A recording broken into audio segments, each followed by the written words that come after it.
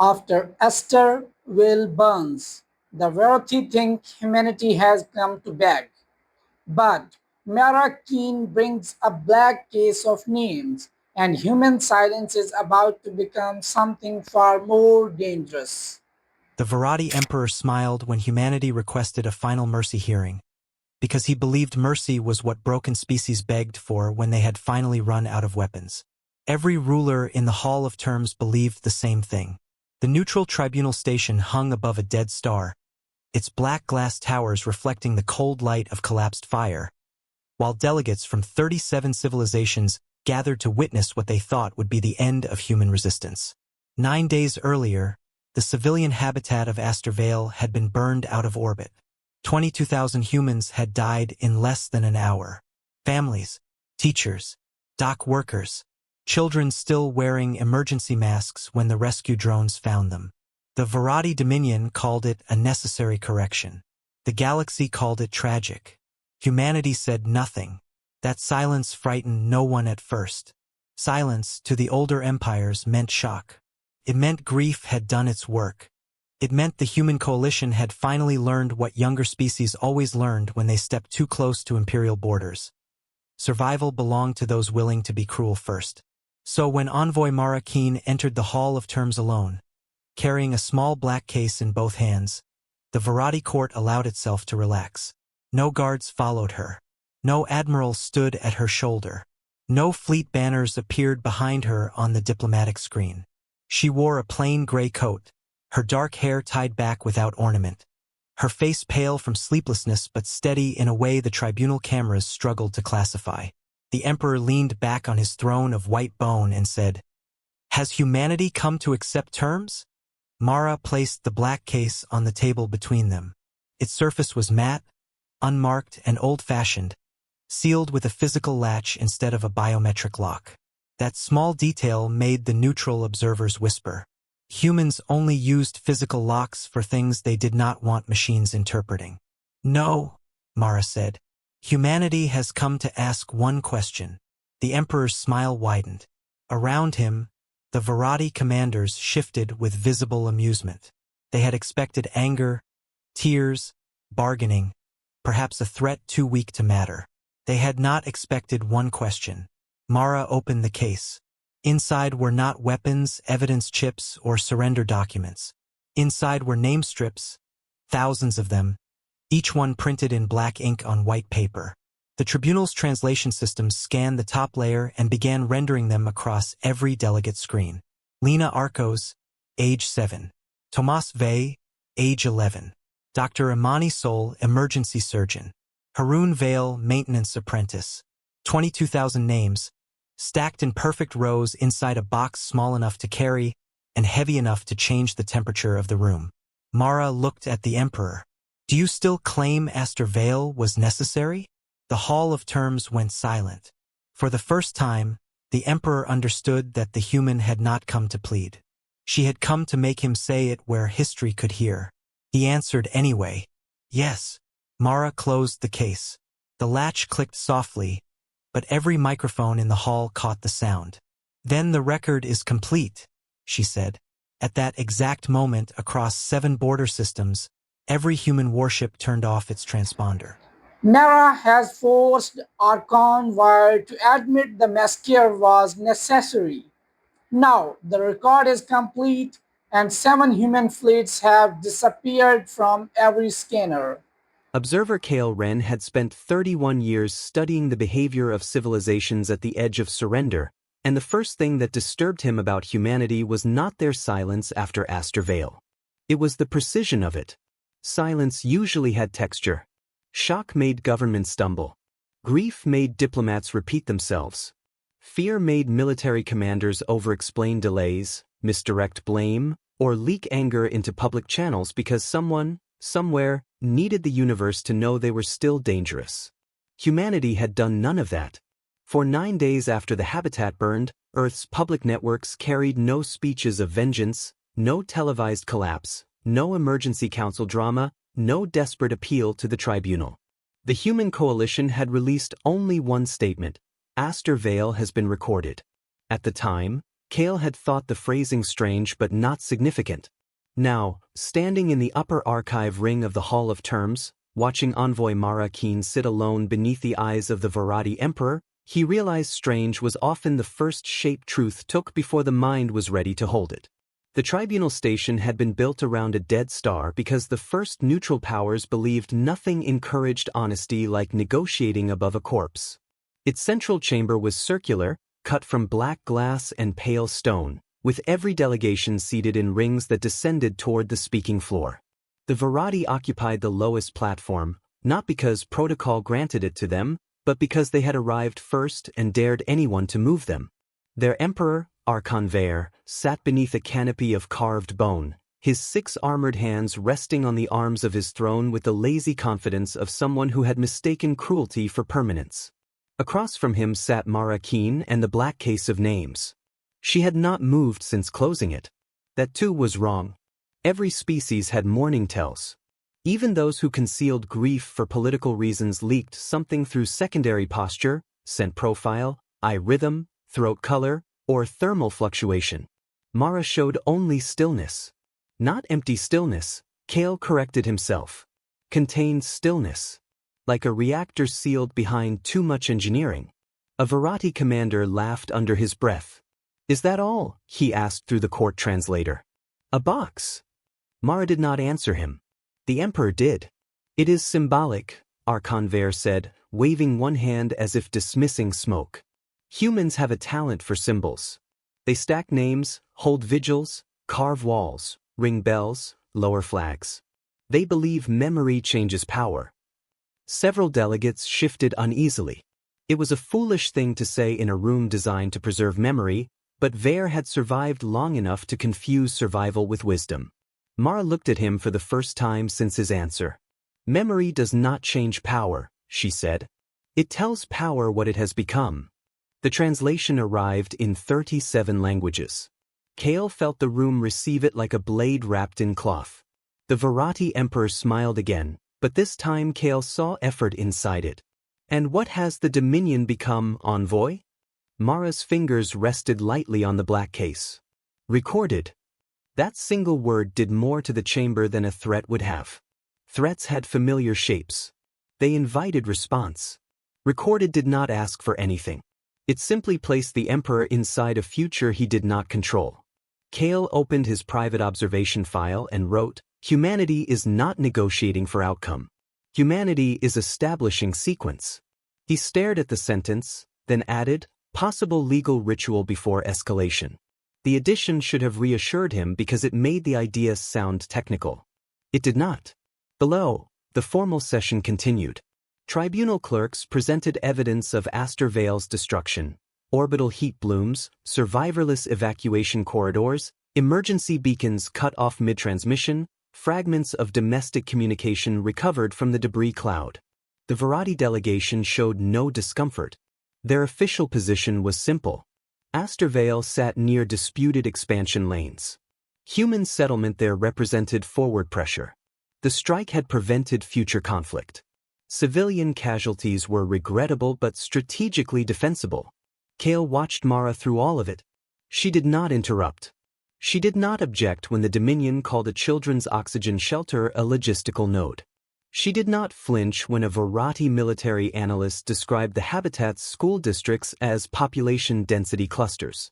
She only listened, and the more she listened, the more Kale became convinced that listening was not passivity for humans. It was collection. The tribunal moderator, an old Sarati with translucent skin and silver-breathing fans, invited Mara to respond. She opened a thin tablet and asked for the first witness statement to be replayed. It was not from a human. That surprised the room.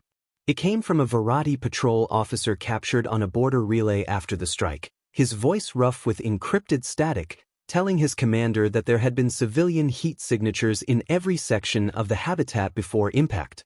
The commander's reply followed. "Proceed." Mara let the word hang. Then she asked the tribunal to enter it into the permanent archive. The Emperor's lower eyes narrowed. "This changes nothing." "No," Mara said. "It clarifies." Kale felt the unease deepen. Humans were supposed to be emotional at this stage. Grief was supposed to make them loud or unstable or politically exploitable. Instead, Mara was building something brick by brick, and no one could see the full shape of it yet. Not the Veratt, not the tribunal, not even Kale, though the edges were beginning to frighten him. During the first recess, he accessed the neutral intelligence stream from his observer console. Human movements across the border had become erratic, but not chaotic. Medical ships were leaving contested corridors. Civilian convoys were changing course. Old emergency broadcast channels, some unused for decades, had reactivated in systems far from the tribunal. Human cargo vessels had stopped filing public route updates. 3 coalition defense stations had gone dark, not destroyed, not disabled, simply silent. Kale requested military interpretation from the tribunal system. The answer returned with low confidence. Defensive consolidation likely. He requested historical comparison from the human archive. The system hesitated for 7 seconds before returning hundreds of matches. Kale did not open them yet. He already knew he would not like what they contained. Below, Mara was approached by a junior Veratt minister during the recess, a narrow-faced official with ceremonial gold bands around his throat. He spoke too softly for most of the chamber to hear, but Kale's observer feed captured it. Envoy Keen, the minister said, surely your government understands reality. You cannot bring back the dead. Mara looked at him, and for the first time Kale saw something move beneath her calm. Not anger. Not yet. Something colder. No, she said, but we can decide what their deaths are allowed to purchase. The minister stepped back as if the words had physical weight. Kale replayed the line once. Then again. He thought of the transponders going dark across the border systems. He thought of the statement released 9 days earlier. Aster Vale has been recorded. He thought of Mara's black case, of Vare saying yes, of the latch closing like a judge striking metal. By the time the session resumed, Kale had stopped believing humanity had come to seek mercy. The question was no longer whether humans would respond. The question was why they were still giving the Veratt time. By the end of the second session, Kale Ren understood that the Veratt Dominion had not merely misread humanity. They had used the wrong species manual entirely. He discovered it inside the restricted analysis packet attached to the Aster Vale strike report. The file had not been meant for neutral observers, but the tribunal's evidence system had been built by 6 different civilizations across 4 centuries, and like many ancient machines designed to preserve truth, it had forgotten how to hide lies properly. A routing error placed a redacted Dominion projection inside Kale's temporary archive.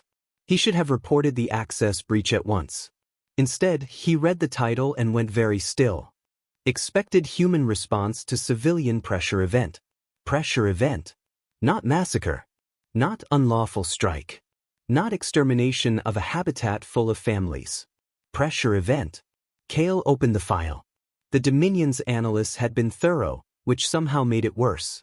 They had studied human political divisions, trade dependency, expansion disputes, colony defense delays, media grief cycles, and the coalition's history of public argument after tragedy. Their conclusion was clean, elegant, and catastrophically confident. The loss of Aster Vale would overload human civilian morale, destabilize coalition leadership, and force Earth into emergency compromise talks within 12 days. The phrase appeared 3 times in the document, highlighted in pale Dominion gold. Grief compliance. Kale sat back from his console and felt the old historian's chill, the one that came when a civilization revealed not its power, but its imagination of another species' weakness. The Veratt had not struck Aster Vale because they believed the habitat was militarily decisive. They had struck it because they believed pain could be used as a leash. They expected the humans to look at 22,000 dead and become smaller. Below, in the Hall of Terms, Mara Keen was asking for another recording to be entered into the archive. Her voice remained level. Please replay the 3rd relay fragment. The tribunal complied. Aster Vale appeared again, not as a full habitat this time, but as a narrow corridor inside its medical wing. The image stuttered with heat damage. Smoke had already filled most of the frame. A nurse, face streaked black, guided children toward a sealed door while the emergency system repeated evacuation instructions that no longer mattered because the outer docks were gone. One child fell. The nurse turned back. The recording ended before anyone knew if she reached him. A Veratt legal officer shifted impatiently. The emotional character of these fragments is not disputed. No, Mara said. Only their relevance. The Dominion has acknowledged civilian loss. Mara looked up. The Dominion has acknowledged inconvenience. A murmur passed through the upper rings. Kale watched Archon Vair's armored fingers tighten once against the throne. That was new. Until then, the Emperor had allowed his commanders and legal officers to absorb the smaller humiliations. But Mara was not attacking the outer shell anymore. She was cutting toward the center. Every recording, every witness line, every cold Dominion phrase placed beside the faces of the dead was doing something more dangerous than making the Veratt look cruel. It was making them look deliberate. During the second recess, Kale began searching the human archive. He started with the phrase grief compliance. The archive returned nothing. He broadened the query to civilian catastrophe, surrender pressure, psychological warfare, and political collapse after mass casualty events. That returned too much. Human history was dense with grief. Denser than Kale expected, and much older than the clean summaries provided to diplomatic students. There were cities burned, fleets lost, colonies starved, worlds poisoned by their own industry, and wars where humans seemed to break every rule they later claimed to value. But the pattern was not what the Veratt projection assumed. Human societies did fracture under grief. They argued.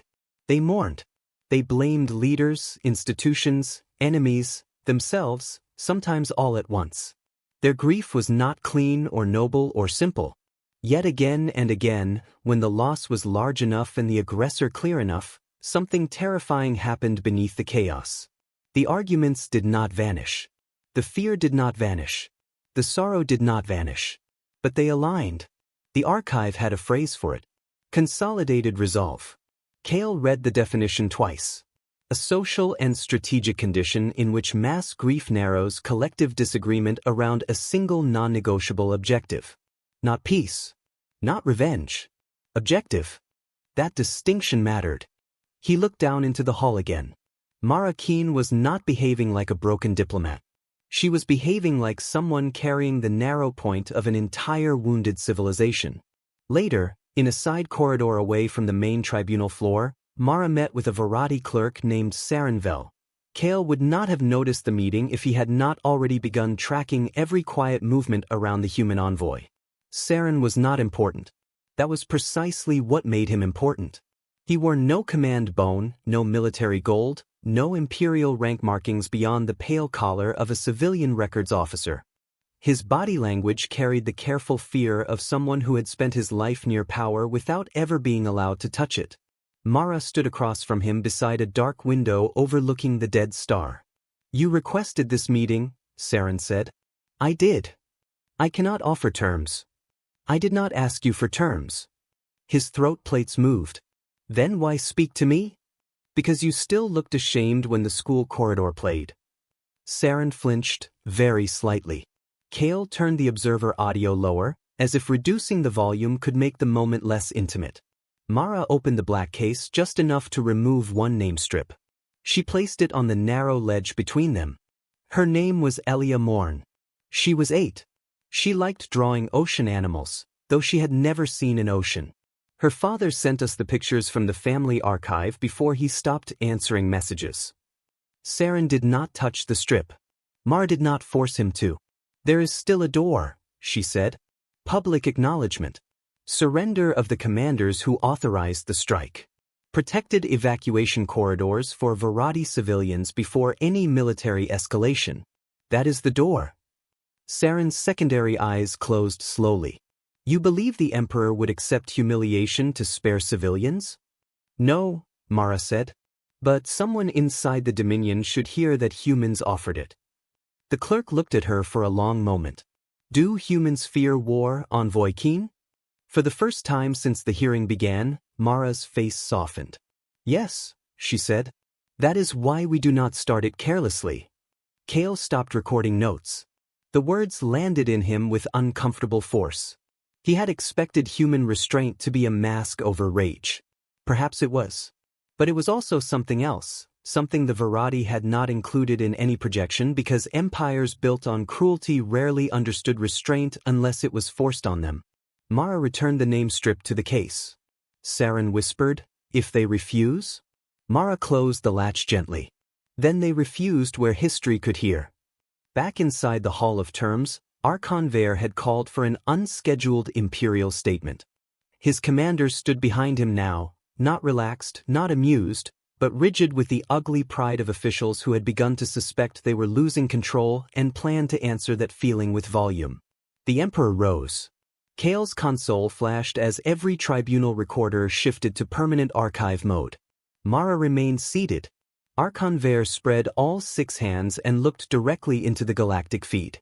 The Dominion does not confess to defending itself. The Dominion does not surrender loyal commanders for performing necessary duty. And if humanity mistakes theatrical mourning for leverage, then 3 more habitats along the border will be corrected before the next cycle ends. Kale felt the chamber inhale. Mara closed her eyes for 1 second. When she opened them, Kale saw the moment the final door shut. Isra. The Veratt tried to turn grief into weakness, but Mara exposed every lie, offered one final door, and watched Vare close it himself. For 1 second after Archon Vare threatened 3 more human habitats, no one in the Hall of Terms moved. The silence was not diplomatic. It was biological.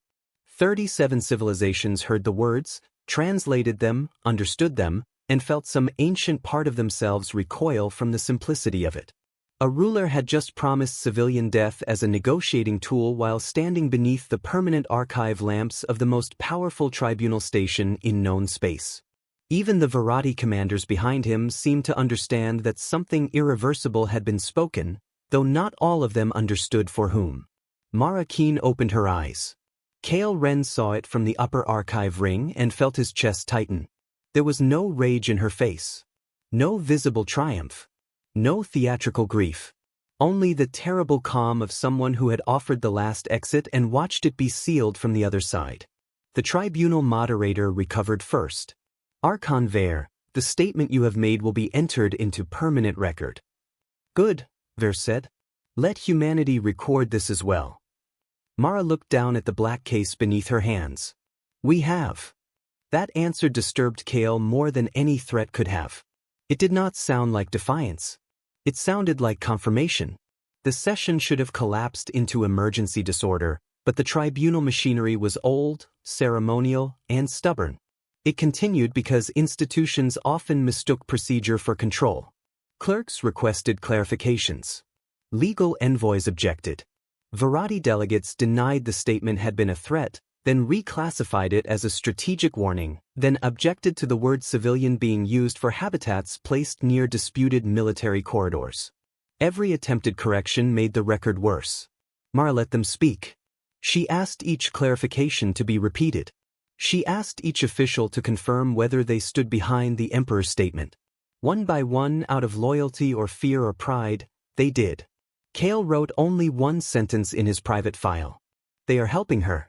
During the next recess, the Hall of Terms became a place full of voices pretending not to panic. Delegates moved in tight clusters. Security officers spoke into encrypted links. Neutral observers requested emergency access to border telemetry. The Veratt delegation stayed near the Imperial platform, but their formation had changed. Earlier, they had arranged themselves outward, projecting dominance toward the room. Now they faced inward, like a fortress around a ruler who had just discovered that walls could also become a trap. Kale's console pulsed with new intelligence. 3 human habitats had been named in Veratt military chatter: Lydian Gate, Orus Child, and Mercy 9. Combined civilian population, nearly 60 million. All 3 sat near contested expansion routes. All 3 had been considered vulnerable. Considered. Kale froze on that word when the updated telemetry loaded. Lydian Gate's population registry was wrong. Not slightly wrong. Impossible wrong. The habitat had reported 31 million residents the previous week. Now its internal life sign estimate read under 12,000, all emergency crew and autonomous medical staff. Aura's child showed the same anomaly. Mercy 9 had gone almost completely dark, but not in the way destroyed stations went dark. Its heat output had been artificially maintained. Its communication lag had been simulated. Its public docking traffic had been fabricated by drone loops. Kale requested a timeline of evacuation. The system returned partial data only. Preparations began before Aster Vale. He leaned back from the display as if the words had reached through the glass and touched him. Before. Not after the massacre. Not after the Mercy hearing. Not after the Emperor's threat. Before. He turned toward the lower chamber. Mara stood beside the black case, speaking quietly with a tribunal clerk. She did not look like someone whose people had just been threatened with another massacre. She looked like someone listening for a clock she already knew was ticking. Kale opened the human movement logs again. Medical ships leaving orbit. Civilian convoys altering course. Old evacuation channels reactivated across border worlds. Cargo vessels disappearing from public routes. It had all looked like defensive consolidation because the tribunal system had expected fear. But if the evacuations began before the threat, then the humans had not been reacting to Veratt. They had been waiting for him to show the galaxy exactly what he was. Across the hall, the Veratt Emperor received a private communication. His face changed by less than a degree, but Kale caught it. One lower eye tightened. One hand paused above the arm of his throne. A commander leaned close, speaking too softly for the open chamber microphones. Kale switched to long-range border feed. The first Veratt strike wing had launched. The Emperor had not waited for the next cycle. He had issued the order early, perhaps because Mara's comm had begun to feel like a weapon, perhaps because pride could not tolerate the suspicion that it had been predicted. His fleet moved toward Lydian Gate in a spear formation designed for intimidation rather than efficiency. A visible strike. A lesson. A performance of power. Human defense systems did not activate. That made the Veratt bolder. Their ships crossed the first warning perimeter. Then the second. Then the old civilian broadcast range, where refugee channels should have screamed for help. Instead, every Veratt ship received the same automated message in clean Dominion standard speech. This habitat has been evacuated. You are targeting an empty shell. Your action is being recorded. Kale watched the Veratt formation hesitate. Then Lydian Gate lit up. Not with explosions. With illumination. Thousands of external lights activated across its empty residential rings, its school domes, its agricultural bays, its medical corridors, its parks, its nursery platforms. Every place where civilians should have been became visible at once, not as targets, but as accusations. The strike wing's own targeting systems painted the empty rooms in red. Children's dormitories. Communal kitchens. Emergency shelters. Hospital decks. All empty. All recorded. The Veratt had come to kill civilians and found only the evidence of intent. Then the human defense grid awakened around them. It had not been placed close to the habitat. It had been placed beyond the Veratt retreat vector. Silent platforms unfolded from asteroid shadows, cargo shells, dead satellites, and maintenance debris that had not been debris at all. The Veratt spear formation slowed, trapped not by fire, but by geometry. Every exit was covered. Every command channel was jammed except one. The one broadcasting the Hall of Terms. Archon Vare stared upward as the live feed appeared across the tribunal chamber. His own ships were surrounded. His own threat had become evidence. His own commanders could be heard asking whether to fire on an empty civilian habitat while the galaxy listened. Mara Keen stood. Not quickly. Not dramatically. She simply rose, placed one hand on the black case, and looked at the Emperor with the exhausted mercy of someone who had wanted, desperately, for him to be better than this. Archon Vare, she said, this is your final opportunity to order them home. The Emperor's mouth opened. Before he could answer, every human defense platform around Lydian Gate transmitted one phrase across the trapped Veratt fleet. Stand by for lawful interdiction. Start. After Aster Vale burns, the wealthy think humanity has come to beg. But Maraen brings a black case of names, and human silence is about to become something far more dangerous. Mara has forced Archon Wire to admit the massacre was necessary. Now the record is complete, and 7 human fleets have disappeared from every scanner. तीसरा, the Veratt tried to turn grief into weakness, but Mara exposed every lie, offered one final door, and watched where close it himself. Last one. Human patience was never fear. It was mercy, evidence, and preparation. Once the Veratt crossed the final line, humanity stopped asking and started recording consequences.